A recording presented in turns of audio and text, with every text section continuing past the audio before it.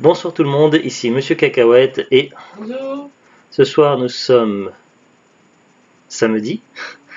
C'est le suspense, c'est juste que sur le coup j'ai eu un trou. Excusez-moi. Nous sommes samedi 1er septembre 2018, il est 22h14 et ce soir, de quoi?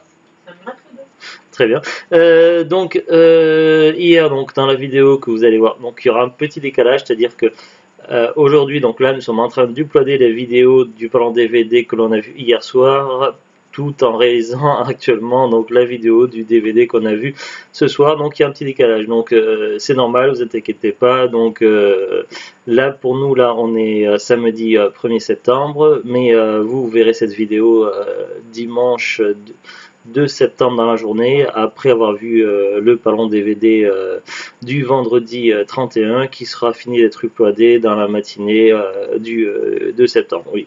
Bon. Enfin bref, donc en gros, donc le ballon DVD précédent c'était l'histoire sans fin et donc c'était Zulu qui avait choisi et là donc c'est Snatch, c'était moi qui avais choisi. Alors c'est un film que j'avais déjà vu au moins une fois, c'était mon petit frère qui me l'avait fait découvrir il y a quelques années à l'époque où j'habitais sur Paris. Et donc il se trouve que je crois il y a un an ou un an et demi à peu près, je sais plus exactement, il y avait une super promo dans le Leclerc de la ville d'à côté. Je crois qu'il fallait acheter 5 DVD, je crois, pour je sais plus quel prix, mais en fait ça valait super le coup. Bon, ça valait beaucoup le coup, ça valait le coup. Ouais, parce que rajouter un superlatif, c'est peut-être pas forcément approprié. Donc ça valait le coup. Et donc les autres titres, là en tête de mémoire, je saurais pas dire puisqu'on les a pas encore vus. Il y avait quand même Albert à l'Ouest dans les autres titres. Donc on a déjà fait un parlant DVD sur ce film-là puisqu'on l'a vu. Et là donc sur les autres DVD cette promo, donc il y avait Snatch. À savoir que c'est également donc pour le même prix, il y a le DVD et le Blu-ray. DVD et Blu-ray. Donc c'est un film qui est sorti en 2000 en France et au Royaume-Uni et en 2001 aux États-Unis. Donc j'en avais gardé un très bon souvenir. Donc quand j'ai fait une sélection de films de DVD lors de cette promo-là à Leclerc, et bien forcément il fallait avoir en DVD ce film-là absolument. Zouglu ne connaissais pas, tu l'avais jamais vu? Non. Et c'est vrai que plusieurs fois je t'en avais parlé, je te disais ce film est vraiment bien, il faudra le voir, tout ça. Et finalement donc... Je me rappelle pas que tu m'as dit ça. Bah oui, mais des fois t'écoutes pas forcément aussi quand... Et donc finalement... Oh, Oui, donc finalement t'as bien aimé alors. non, j'ai détesté. Oh non, mais sérieusement. Non, c'était bien. Bah c'était vraiment plutôt cool. Alors, Je suis resté en pleine forme du début jusqu'à la fin. Donc, ouais, parce que des fois il y a certains films qui pour toi qui l'intéressent pas forcément et donc du coup t'as du mal à rester concentré, tandis que là il était vraiment ça... il y a des films qui traînent en longueur. Mais là il y a pas dans ce film-là il y a vraiment pas longueur, il y a aucune scène inutile parce que tout est conçu de manière à s'emboîter et en fait voilà on peut pas ne pas rester concentré, c'est tellement bien. Et puis donc il y a des moments où avec de l'action, d'autres moments avec de l'humour, d'autres moments avec des scènes un peu plus calmes, tout ça. Donc c'est fait de manière à retenir l'attention, tout ça. Ouais, ouais. C'est vraiment très très bien construit au niveau de la réalisation, donc c'est vraiment super. Au niveau des acteurs aussi, on a un très bon casting. On a comme acteurs donc Benicio del Toro, Denis Farina, Vinnie Jones, Brad Pitt, Rad Sherbedgia et Jason Statham, pour les acteurs les plus connus qui sont cités là-haut. Leonardo DiCaprio. Non, il n'y a pas Leonardo DiCaprio, mais on a vu le film en VF et effectivement, il y a un acteur, donc pour le doublage VF, c'est la même voix française qui utilise également pour Leonardo Leonardo DiCaprio. C'est Leonardo DiCaprio. De quoi? Un film avec des gangsters, c'est Leonardo DiCaprio. Pas forcément, c'est pas parce qu'il y a eu Gang of New York que tous les films avec gangsters, il y a forcément Oui, Leonardo mais DiCaprio. je sais pas pourquoi je me suis fait là-dessus. Des films gangsters, on peut en citer plein sans Leonardo DiCaprio. Par exemple, Malavita, il n'y avait pas Leonardo DiCaprio. Il était une fois le Bronx. Il y était. Non, il était pas dans les Tifos dans le Bronx. Oui, voilà, non, mais tu m'as donné le doute là. Oui, en plus on l'a vu. Il y en a un autre aussi que j'aime bien avec le même acteur que dans le Bronx. Titanic. Non. Avec De Niro, mais c'est avec De Niro, non, un autre film avec De Niro, Les Affranchis, qui est vraiment génial. Et là non plus, il n'y a pas DiCaprio. Ah, ça je le conseille, ça vaut le coup. Enfin bref, donc là on est sur un film de gangster, mais pas un film de gangster, mais vraiment sérieux comme Le Parrain, tout ça. C'est vraiment un film, c'est pas non plus parodique en fait. Non, c'est à la fois sérieux et à la fois c'est un petit peu déjanté. Ça te laisse à réfléchir. C'est pas parodique parce que ils sont tous sérieux dans leur truc, ils sont tous vraiment à fond, donc c'est vrai que les acteurs jouent très très bien et chaque partie, chaque type de personnage, chaque groupuscule, tout ça, ils sont dans leur truc, donc ils font leur truc comme si c'était les opérations habituelles, sauf que c'est un peu comme une journée où on se lève, on se dit voilà j'aurais pas dû me lever en fait. C'est vraiment une succession d'événements qui part complètement en vrille et qui fait que tout se regroupe et tout part complètement en travers et du coup ça devient complètement un what the fuck. Et puis en fin de compte, on a également aussi affaire à plusieurs groupes, c'est-à-dire que c'est un film de mafieux, mais on a plusieurs niveaux en fait. On a vraiment les gros bonnets, style les parrains, tout ça, les gros chefs. On a des caïds qui sont vraiment des mecs qui sont l'habitude, c'est des experts, tout ça, ils ratent jamais aucune mission. Et puis on a des autres, des un petit peu marginaux qui ont tendance à faire des petits embrouilles, à gérer des trucs clandestins, des paris clandestins, des petites magouilles, des petits machins, des petites opérations. Et puis il y a ceux qui, on a l'impression, c'est leurs premières affaires, qui font vraiment ça à l'arrache, qui connaissent rien du tout, c'est vraiment des bleus et du coup ils savent pas dans quoi ils mettent des pieds et voilà. Donc en gros c'est un mélange de situations et de gangsters plus ou moins expérimentés qui se retrouvent tous regroupés et ça part vraiment. Donc on a un scénario principal mais ça part vraiment dans tous les sens à un moment donné et donc ça donne à la fois donc des situations plus ou moins burlesques, mais également il y a vraiment des passages vraiment tordants où on rigole facilement parce que c'est tellement voilà, c'est tellement je trouve que c'est vraiment original quoi. C'est pas c'est vrai que dans l'humour souvent on peut rencontrer des scènes épuisées, vues et revues un million de fois, on se dit ah ça j'ai déjà vu, mais non c'est vraiment étonnant et c'est très bien réalisé tout ça, donc ça passe vraiment très très bien. C'est frais, voilà, c'est exactement le mot qui convient. C'est vrai qu'on a tellement envie de parler de ce film, tellement il est bien, Snatch, mais c'est vrai qu'il faudrait peut-être commencer aussi vous parler un petit peu du scénario. Alors donc là, s'il s'agit je pourrais pas vous dire de mémoire quel prix on a payé, puisque c'était une opération, des fois les opérations genre plusieurs DVD pour 10 euros ou plusieurs DVD pour 20 euros, et là franchement je sais plus du tout pour combien on les a eu, mais il me semble qu'il y avait un total de 5 DVD. Donc, ils nous disent, donc pour les synopsis, tu braques ou tu raques. On trouve de tout dans ce film déjanté signé Guy Ritchie. Un diamant gros comme le poing, des combats de boxe clandestins, des porcs mangeurs d'hommes, des camps de gitans, un chien qui couine, la mafia russe, une BO à tomber par terre, sans oublier Brad Pitt en manouche frappeur à l'accent incompréhensible et Benicio del Toro alias Frankie Quatre Doigts, possédé par le démon du jeu. Tous sont malhonnêtes, idiots ou violents, bon courage. Avec pas mal de bonus, mais ça on les a pas regardés. Donc c'est vrai que des fois je regarde un peu les bonus, des fois je regarde pas. Là on avait proposé donc la salle de découpe de Snatch, commentaire avec le scénariste réalisateur Guy Ritchie et le producteur Matthew Vaughn, scène supplémentaire, la réalisation de Snatch, comparaison film storyboard, galerie vidéo, spot télé et bande-annonce de mise en goût, film annonce. Pour le DVD format 1.85 16/9 compatible 4 tiers, bon, on reste du classique, langue français, anglais, stéréo, sous-titres français, anglais, arabe. Pour le Blu-ray, donc nous on a vu le format DVD, on n'a pas vu en Blu-ray. Le Blu-ray, donc on a format de film respecté, haute définition 1.85 2.1 1920 par 1080p. Langue français, anglais et allemand 5.1 DTS HD. En sous-titrage anglais, anglais pour sourds et malentendants, français, allemand, arabe, danois, néerlandais, finnois, hindi. Arabe de Noël. Non, je vais pas dire arabe de Noël, arabe danois, virgule, il y a une virgule entre les deux. Arabe de Noël. Bah, pourquoi pas, mais dans le contexte, je vois pas. Donc arabe, virgule, danois, virgule, bon je vais mettre des virgules à chaque fois, néerlandais, virgule, finnois, virgule, hindi, virgule, norvégien, virgule, suédois, virgule, et turc. Master haute définition pour le DVD, d'une durée de 1h43.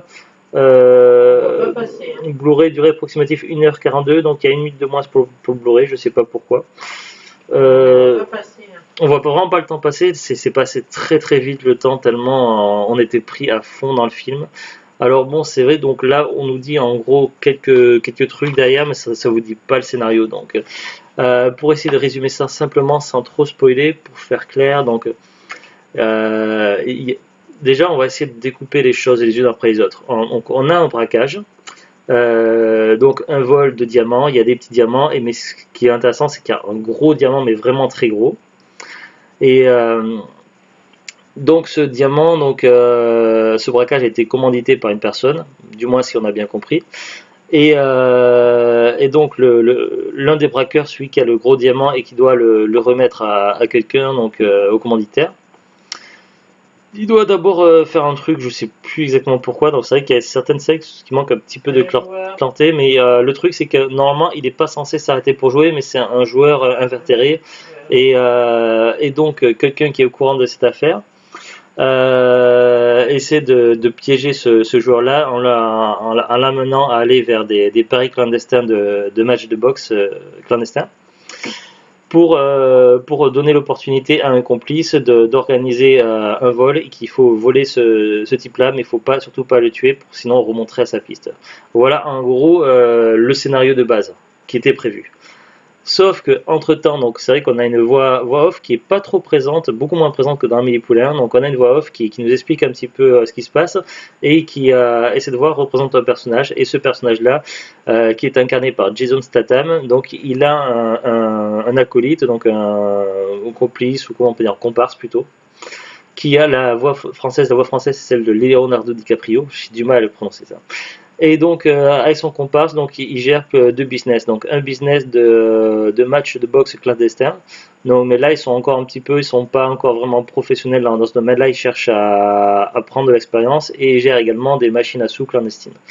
Mais pour prendre de l'expérience là-dessus dans les matchs de boxe clandestins, il faut faire affaire, il faut traiter avec comment ça s'appelle? T'as dit quoi? Je sais pas pourquoi. Non, comment ça s'appelle Non, son surnom là, celui qui avec les porcs. Non, celui avec les porcs là, comment ça s'appelle déjà? Brick. Tête de brique, voilà. Tête de brique. Il doit gérer avec tête de brique, sauf que tête de brique, il faut vraiment pas avoir de dette avec lui parce que c'est le plus flippant de tous les mafieux qu'il y a dans cette histoire-là. Et lui, dès qu'on a une dette envers lui, ça se passe en général très très mal. Et ceux qui vont pas dans son sens, ben, ils finissent à se faire manger par des porcs. Donc c'est vraiment, il a une sacrée réputation là-dedans et il fait apparemment principalement dans tout ce qui est match de boxe clandestin, avec match truqué, avec pas mal de choses dans ce domaine-là. Donc notre protagoniste incarné par Jason Statham et son acolyte vont devoir faire avec lui pour progresser et organiser un match entre leur poulain à eux et son poulain à lui. Non, il n'y a pas d'Amélie. Non, et j'essaie de résumer un petit peu la situation. Sauf que bon, entre temps, donc quelqu'un donc le Frankie 4 doigts, là, celui qui doit transporter le diamant, va être amené à aller au match de boxe. Donc le complice qui a transmis l'information, tout ça, il va recruter une équipe de 3 gangsters, donc vraiment des débutants, ils sont vraiment pas doués du tout. En fait, il va en voir un et c'est l'autre qui va chercher ses Oui, voilà, c'est ce que je viens de dire. Et donc ces trois-là, donc ils vont chercher à intercepter Johnny 4 doigts. Il a 4 doigts parce que, bon, on va l'expliquer dans le film, mais voilà. Donc on cherche à intercepter. Donc évidemment, toute cette histoire de boxe, ça va être au même endroit. Et puis donc il y a également d'autres affaires en cours. Enfin, je sais plus. Après, on a pas mal de. Et ils vont voir ceux qui organisent avec Jason Statham pour la boxe. Ils vont devoir en fait, ils ont besoin d'une nouvelle caravane, en fait, une nouvelle caravane parce que pour s'agrandir tout ça. Et donc ils vont faire appel. Son bureau c'est dans la caravane. Oui, voilà, c'est là que ça va commencer pour eux à déraper parce que pour chaque groupe ça dérape plus ou moins. Et donc ils vont aller dans un camp de manouche pour négocier un achat donc d'une caravane contre une mallette pleine d'argent.